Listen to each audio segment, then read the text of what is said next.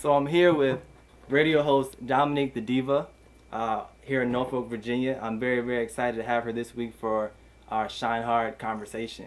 Dominique, thank you for being here. Thank you for having me. I'm excited. I'm a little nervous. I'm never on this end of the spectrum. I'm sure you'll be great with it. Hopefully.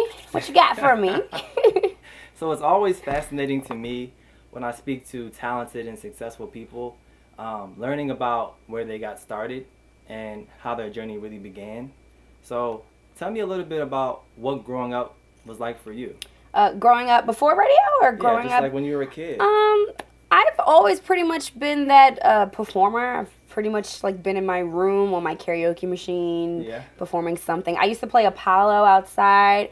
I played the host, and I was Kiki Shepard, and I was the contestant. So growing up with me, it pretty much was in Richmond, Virginia, with my mom holding it down and just being that.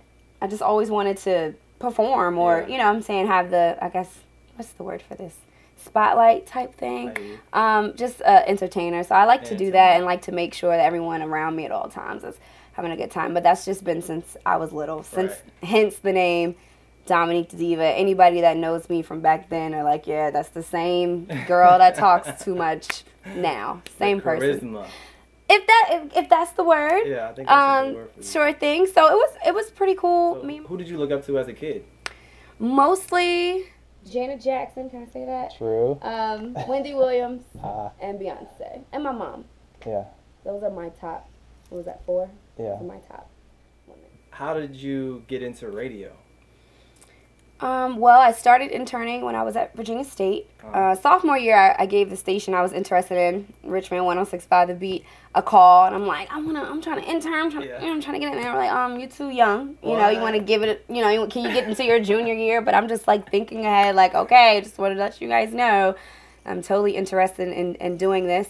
Junior year, I got the internship, and I pretty much just was there as much as possible, just like interning, but going to meetings. Even if I heard about the meeting, but didn't necessarily need to be there, I just wanted to be in the mix. Got in there. I wanted to show my face and really treated it like a job, and it was really hard to do that when you're a college student. You're going to class, you're working. I was working at a clothing store, Dots. Shout outs to Dots, folding shirts, and I'm doing that. Holding it down. Right, holding it down.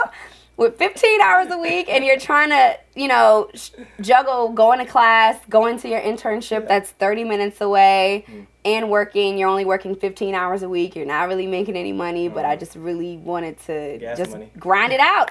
And my head gasket blew in my car. I have no idea what that is to this day, but I knew that I couldn't afford it. And luckily, I had some line sisters that was like, look, my line sister Ashley would drive me to the station all the time. What sorority are you in? I'm an Alpha Kappa Alpha Sorority Incorporated, of course. A lot of K's. Skiwi, my soror. So, yeah, my line sister Ashley, she really held me down. She would take me to the radio station, and, you know, I just was really focused on doing that. Did you meet a lot of people when you were working in Richmond? Yeah, Richmond was fun. I got a chance to interview lots of the, you know, celebs that came by. One of my first big interviews were like Miguel. Ah, true. So like he's blowing up. Yeah, he's like now. I showed him that this past weekend at the BET, a couple weeks ago at the BET Awards. I saw him, but I pulled it up on my computer. I'm like, do you remember this? This was before he even was invited to the BET Awards, and then we were sitting there together talking about his latest album. So that was really cool. But it was basically, you know, young, trying to find your way, and it's not a lot of women in the industry, and it wasn't any women in my building that I could really take something from.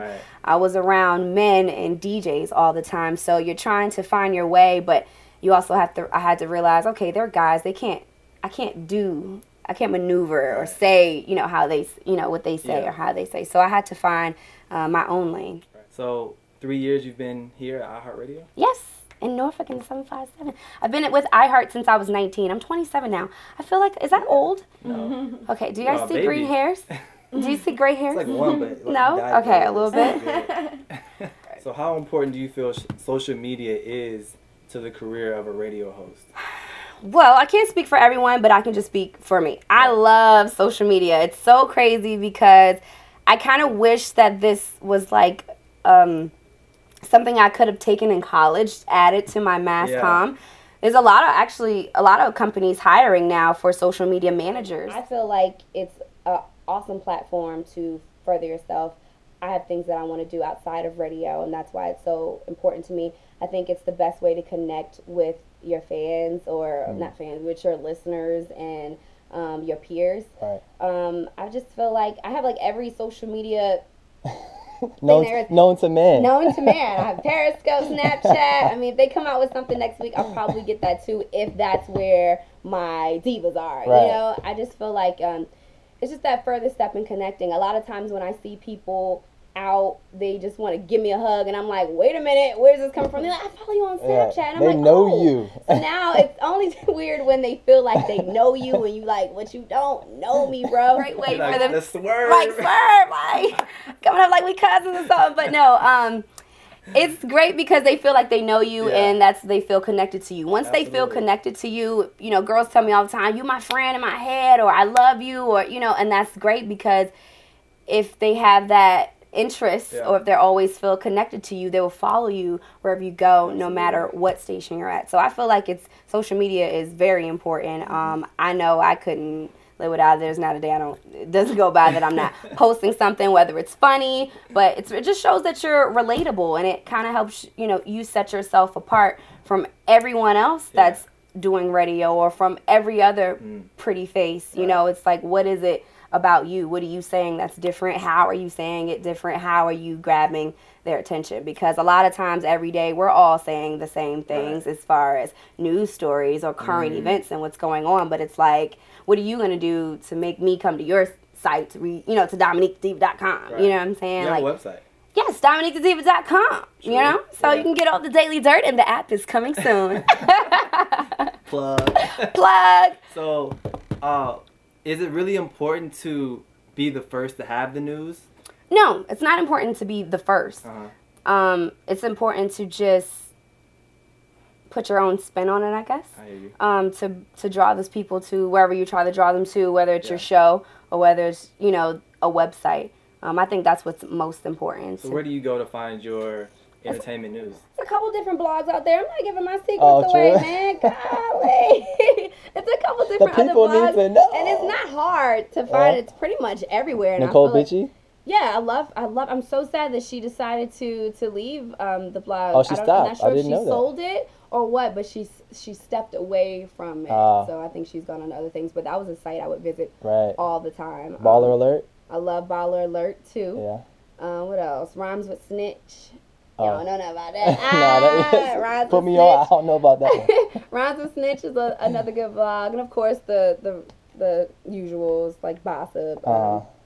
I don't do media takeout too much. They a little too messy for me. Yeah, they real messy. They tea don't be the real tea all the time. I need some real tea. So, but it's not hard because it's like everywhere. Even on Instagram, everyone's posting, you know, whatever current's going on. It's just about how yours is a little bit different. I feel like passion is a characteristic that helps people keep going in life. And I feel like it's that substance that helps people push past their fears and their failures in life. What would you say your passion is, and when did you know? I've known since I was a little girl, maybe before 5. I don't know what age. I can't, you know, when people say, oh, when I was 3, I started dancing before I was walking, like that wasn't me. And you bring out the violins, you're like, oh, here go another person. No, but I was a little bit, like I said, when I got a karaoke machine, I recorded a radio show. Whenever I got a microphone, I was pretending I was the host of Apollo. So, but I didn't know that then. I would wake up Saturday mornings. It was this pink skirt, and my mom would only let me wear it in the house because it was so short, but I would put it on every Saturday morning, and I would watch the CMT channel, and I would do not for the music, but because they would show the older people doing line dancing. So I'm in the living room like line dancing. My mom's always peeking and laughing, but that is a form of entertainment, and that was just me just doing things that I like. So I used to want to be a singer, and then Beyonce came. And I was like, okay, never mind. But no, I always said I need to find singing is a different type of grind. And I was thinking, okay, I need to go to college for something, and I need to be able to get a degree in something. Once I found out that I can get a degree in talking, mass communications, radio and TV, I was like, that is what this is that I've been, you know, always doing. Yeah. So what inspires you to succeed? I think my mom. I think it's my mom, because I realized growing up, I always saw her with a lot of different jobs, just making it happen. I thought naturally that's what a woman is supposed to do. And she was very strict on me also because she had me young. She had me at 17 years old. And in a way now I feel like, oh, we've watched each other grow, if that makes sense. Almost like friends in a way. In a way, but very much not in a way, because my life flashed before my eyes millions of times, but I made it, in the grocery store? In the grocery store. Can I get you Skittles? Girl. Didn't I tell you? Don't ask me for that before we come in this stuff. Okay, so my life flashed before my eyes plenty of times, but it was because she had me young and she was always working, and I felt like that's what you were supposed to do. She was also very strict on me. She would always say, you're not going to have a child young, you're going to do this, you're going to go to college, you're going to do what I didn't do. Right. And now, still being 27, no kids, I'm just like trying to do exactly what she wanted me to do, and it makes me feel good that so far that I've accomplished that. But my mom is really what keeps me going. I don't know. It's really weird until someone puts that in perspective for you. Good to think about. Yeah. I look back on last year with the ShineHard project, and I was doing interviews. I was dropping one every Sunday for the whole year, which was, for me, it was an insane schedule that I don't even know how I did that. You did it. Yeah. I look back on things. You ever look back on something and feel like, yo, how did I do that? Yes. What is one of those moments where you pushed yourself to achieve your goal? Okay, so I graduated from Virginia State, and by the time I graduated, since I had been interning, I had my own weekend show, Saturdays and Sundays. So I'm like, yes. At 106? At 106.5 The Beat in Richmond. But I was still working at a child care center during the week from 8 to 5, full time. So Dots, child care, and Listen, Dots was over. That was after I graduated from college. I graduated from Dots, okay? And I was working at a child care center from 8 to 5 every day. I love children. I love babies. Ever since I was little, I love kids. So working with 12 to 16-month-old kids from 8 to 5 every day. Well, when I got the opportunity for 103 Jams, in the beginning, it was just a voice tracking situation. It was just that I had to make sure I was at the station. So I would go 8 to 5 and work with kids. I would leave there at 5. I would drive across town to 106.5 The Beat. I would do my work there. I would voice track my show there. But because my voice is in another market, the market, of course, thought I was already living there. So I was getting booked for events. Yeah. So I would go to work from 8 to 5. I would leave there. I would go to the station 5:30, record my show, leave there, go home, change, drive to 757, host the alley, go home, get home at 4, sleep till 7, go 8 to 5, work with kids, leave there, go to the station, record my show for the next day, leave there, either host the event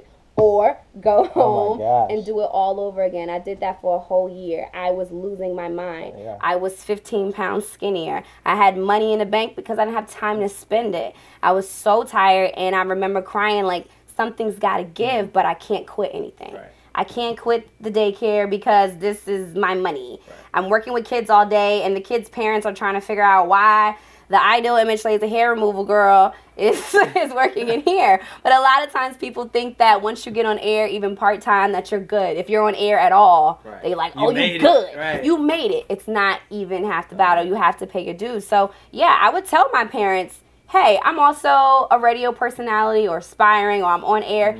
Also because they were comfortable with me, their children. I wanted them to be as comfortable with me as possible, knowing, okay, she's a public figure, or she's trying to work that out. She's not going to be in here, like, smacking my kid upside the head. That's not the point. But I'm just saying. So I would tell them that, and they all didn't really understand. And I'm like, I'm not on how I want to be on, you know? So I'm in there every day working and doing club events down here at the same time. Eventually, the club and events appearances that I had, the money started coming in. I paid my rent off for the next 6 months, and I quit the radio job, the daycare job. Everybody wants that moment where they can go into the job that they can't stand and be like, "Boo, yeah, I'm out of here, peace." At the time, I was like, look, I got to bounce. I'm going to do radio full time. I don't know when, but it's going to be soon. I don't have time for this. So I'm out. So that's what happened.